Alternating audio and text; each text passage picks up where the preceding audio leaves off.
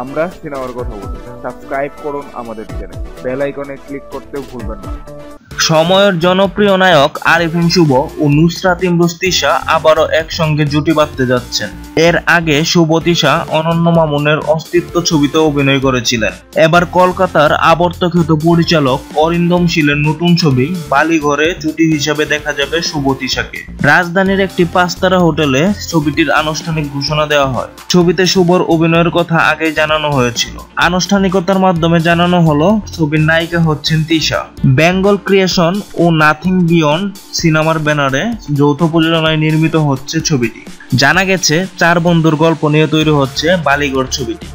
এতে শুভর 3 বন্ধুর চরিত্রে অভিনয় করেছেন কলকাতার আবির চ্যাটার্জি, যিশু সেনগুপ্ত ও ঋত্বিক চক্রবর্তী। আগামী ফেব্রুয়ারি মাসে ছবির শুটিং শুরু হবে বলে জানা গেছে।